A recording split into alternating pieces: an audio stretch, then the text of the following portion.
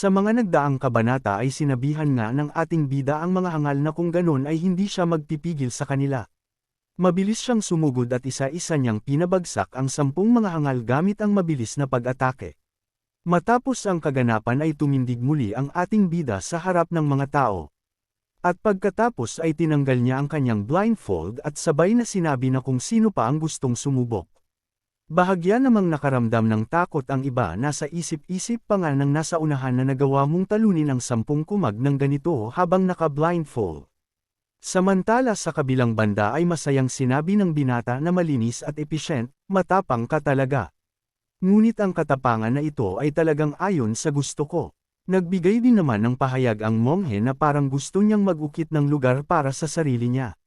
Dagdag pa niya na naway magpakita ng habag si Buddha, balang araw, tuturuan ko siyang gumawa ng mabubuting gawa at umawit ng mga banal na kasulatan. Tinanong naman ng binata ang monghe na paanong nalaman nito na ganun ang intensyon ni Lu Hao. Ipinaliwanag naman ni monghe na siya na isang hamak na monghe, ay nagtataglay ng walang hangganang kapangyarihan at natural na nakakakita sa puso ng mga tao. Kung nais ninyong dalawa na matuto, ay kailangan niyong magpakalbo at sumali sa monastikong landas, at ako ay magtuturo sa inyo. Nang marinig ng binata ang alok ni monghe ay nasabi na lang niya na sino ang nasa tamang pag-iisip ang gustong maging monghe. Samantala naramdaman naman ni Lu Hao ang pasugod sa kanya. At habang papalapit ang isa ay kanyang sinabihan ang ating bida na pagkatapos ay hayaan ang aming Blood Alliance na magkaroon ng isang salita sa iyo. Habang ang mga tao naman ay bakas sa kanilang mga mukha ang iba't ibang reaksyon na nasabi pa ng isa na talagang nagtungo din dito ang Blood Alliance. Dagdag pa ng isa na si Lu Hao ay nasa masamang sitwasyon. Nagmungkahi naman si Mei Lan na ito ang Blood Alliance na kasanayan na nilang gumamit ng dark magic, tumatama sa kakaiba at hindi inaasahan. Balik sa ating bida na kung saan inilabas niya na ang kanyang aura. At naging seryoso sa pagkakataong ito dahil hindi basta-basta ang kalaban. At nang sandaling makita ng sumugod ang aura ng ating bida ay nag-alangan siya. Ngunit may isa namang naghanda ng atake sa likuran ni Lu Hao. Agad din itong napansin ng binata kaya naman binalaan niya dito si Lu Hao. Sinabihan din ng hangal ang ating bida habang nagpapatuloy ang atake na dapat ay ipagmalaki ni Lu Hao na mamamatay siya sa kamay ng kanilang Blood Demon 7 Ghosts. Mabilis naman na lumingon ang ating bida at kanyang nasabi na isa itong ambush at talagang minamaliit ang ng mga ito. Nagulat naman ang hangal nang makita siya ni Lu Hao dahil hindi niya akalain na mabilis ang reaksyon nito. At sa puntong ito ay hindi na nakagalaw ang mga ito dahil sa takot na nararamdaman nila. Ginawa naman itong pagkakataon ng ating bida gamit ang mabilis niyang pagkilos ay isa-isa niyang tinapos ang mga ito. Nang makita ito ng mga tao ay nagulantang sila. Nasabi pa nga ng isa na ganoon lang namatay ang Blood Demon 7 Ghosts. Samantala tinanong naman ni Lu Hao ang dalawa na kung ano ang sinasabi nila. Dahil ito ay masyadong malakas, kaya hindi niya ito narinig ng maayos. Sinabi naman ng binata na kalimutan na lang ang sinabi niya.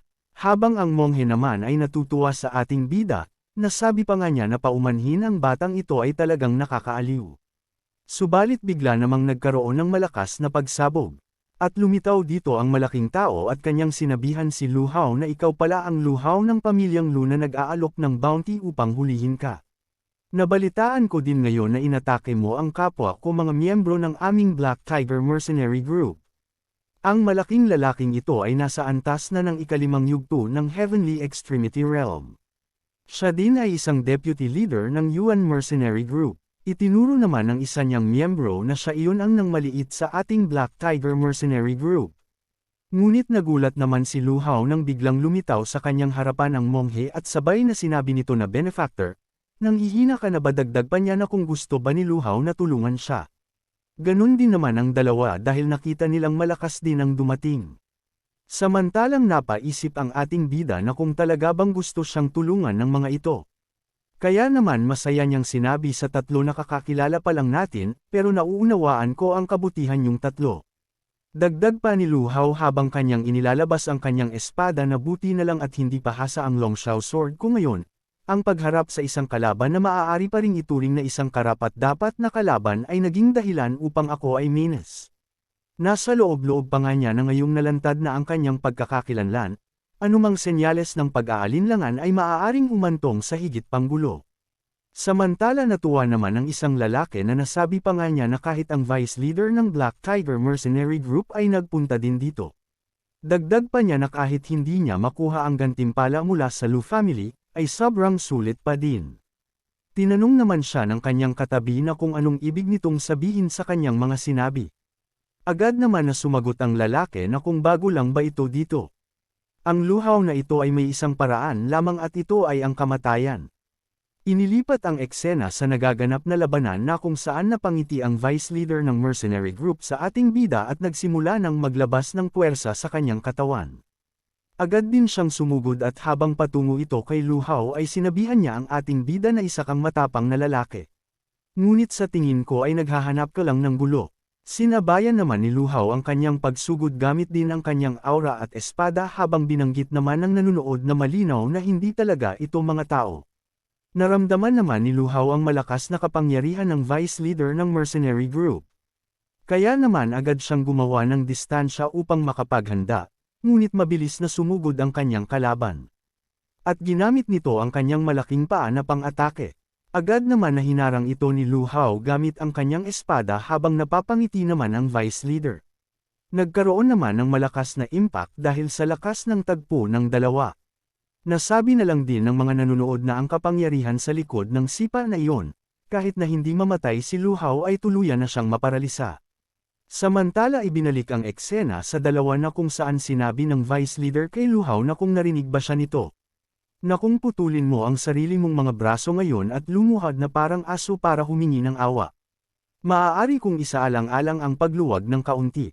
Ngunit sinabihan naman siya ni Luhaw na marami kang sinasabi. Ngunit nag-aalala ako na hindi ka man lang kwalipikado. Nagulat naman ang vice leader ng biglang paglakas ng ating bida. Kalaunan ay hindi na ito kinaya ng vice leader ang malakas na puwersa ni Luhaw. Tumilapon ang vice leader at malaking tanong sa kanya na kung paano biglang lumakas ang ating bida.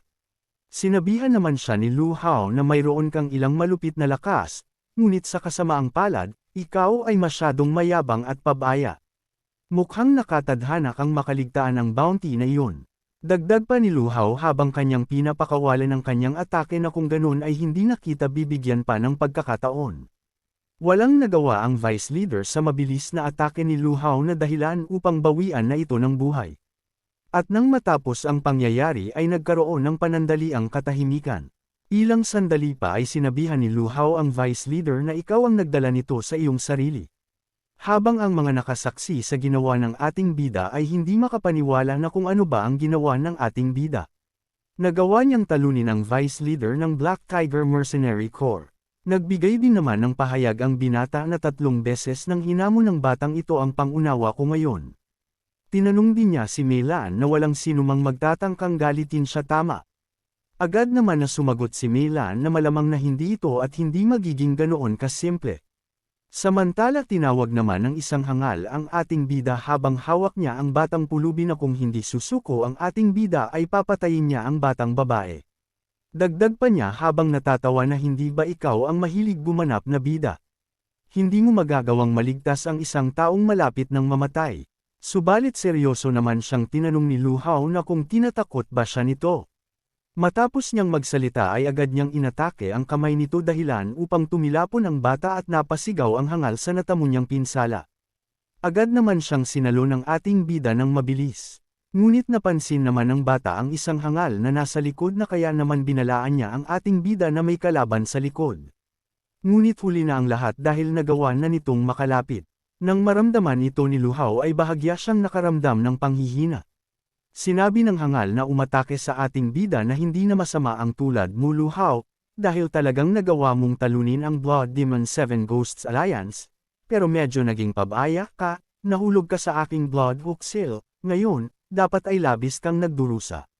Narinig naman ng mga tao ang sinabi ng hangal na narinig nila na ang Blood Hook Seal technique ay kahalintulad sa sumpa. Ang mga tinamaan nito ay nakakaranas ng matinding sakit sa kanilang mga meridian, tulad ng mga uod na bumabaon sa kanilang mga buto. Dagdag pa ng isa na mukhang katapusan na talaga ni Luhaw sa pagkakataong ito.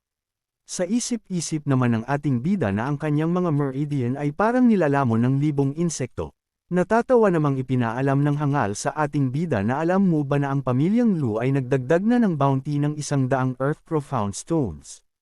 Sa kagustuhan kanilang makuhang buhay para sa isang hanay ng Earth Tier Martial Arts, gayunpaman, sa kasalukuyan ay mas interesado ako sa mga kayamanan na nasa iyo, kung gusto mong panatilihin ang iyong buong bangkay.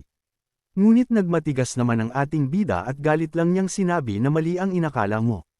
Natawa naman ang hangal habang naghahanda ng kanyang pamatay na atake na sabi pa nga niya na talagang sumasagot pa ang ating bida, kung ganun ay ipapadala kita upang bisitahin ang aking Blood Alliance brothers. Ngunit bago pa man niya tamaan ang ating bida ay may isang gintong palad ang pumihil sa kanya. At dahil dito ay nagkaroon ng bahagyang pagsabog. Dahil nakarating ka na sa part na ito ay inaanyayahan kita na pindutin ang like at mag-subscribe at i-on ang notification bell. At kung gusto mo naman na suportahan ng matindi ang bidang hangal na ito ay maaari mo ding pindutin ang super thanks sa ibaba para mas lalong ganahan ang hangal na ito. Maraming salamat mga bida. Agad siyang gumawa ng distansya at kanyang tinanong kung sino ang nakialam sa kanyang ginagawa. Nagsalita naman ang monghe habang hawak niya ang batang pulubi na medyo bata pa ang batang ito. Kung makakita siya ng labis na pakikipaglaban at pagpatay, at bumuo ng isang baluktot na pag-iisip, iyon ay isang tunay na kahihiyan. Agad din niyang ibinigay ang batang pulubi sa mga taong nanunood. Habang ang hangal naman ay nanginginig na sa galit. Kaya naman habang nakatalikod ang monghe ay naghanda na siya ng kanyang atake na sabi pa nga niya na ikaw na isang monghe ay talagang pagod ka ng mamuhay. Subalit bago pa man niya mapakawala ng kanyang atake ay biglang lumitaw ang malaking imahe ng monghe na gawa sa enerhiya.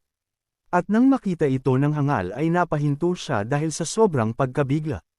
Nasa isip-isip pa nga niya na ang mongheng ito ay talagang nakahanda na kanina pa. Sinabihan naman siya ng monghe na kung may lakas ka ng loob ay sumama sa kanya.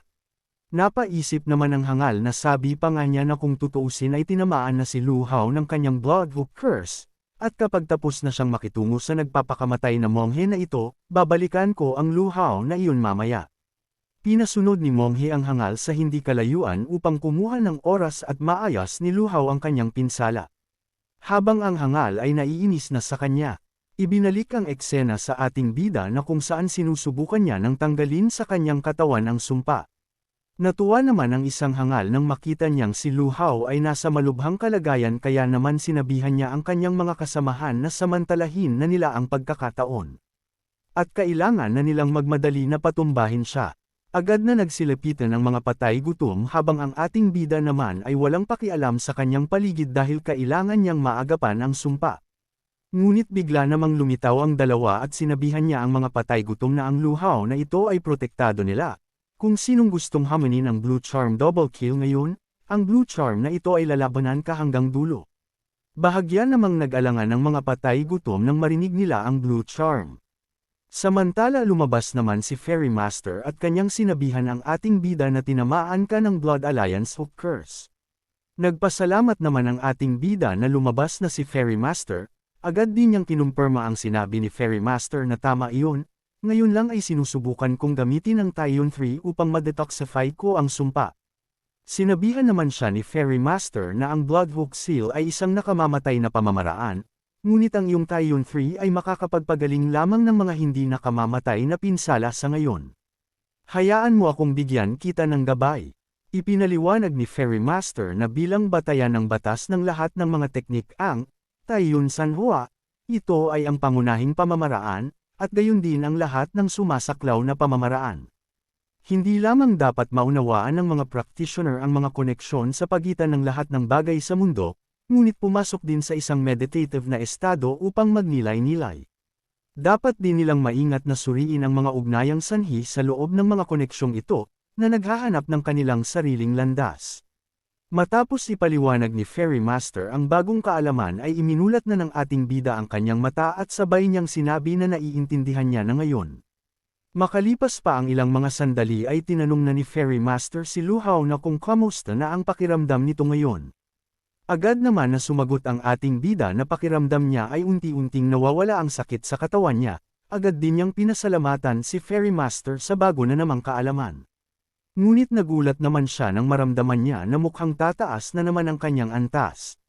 Nasabi pa nga niya na ang pakiramdam na ito, ibig sabihin ba ay makakalusot na naman siya sa panibagong antas. Samantala inilipat ang eksena sa dalawa at sa kalaban nilang mga patay gutom. Sinabi ng isa sa lahat na kung ano ba ang ikinatatakot nilang lahat. Na kahit gaano man sila kalakas, sila ay dalawa lamang, at sa dami nila matatapos lang ba talaga tayo ng ganito. Sinang-ayunan naman ito ng isa na ngayon lang sinabi ng walang dugong demonyong iyon. Idinagdag ng pamilyang Lu ang Earth Zuan Stones at ang Earth Grade Technique, ngunit itong luhaw ay mayroon ding jade shell sa kanya ngayon. Sa sinabi ng isa ay nagkaroon na ng lakas ng loob ang iba kaya naman sinabi na nila na ito na ang pagkakataon nila. Agad na sumugod ang mga ito patungo sa dalawa na nakaharang sa kanilang dadaanan. Sinabi naman ng binata na mukhang magkakaroon sila ng magandang oras kasama ang mga bangkay. Ngunit napalingon naman silang dalawa nang bigla nilang maramdaman ang matinding enerhiya sa likod. Agad na bumuhos ang malakas na enerhiya kay Luhaw Senyales na tagumpay itong umangat ng antas, at agad din naman na lumayo ang dalawa upang hindi sila tamaan nito habang ang mga patay gutom naman ay nagulat. Nang nawala ang makapal na enerhiya ay naglalakad na ang ating bida. At kanyang sinabihan ang mga patay gutom na mukhang hindi na kayo makapaghintay.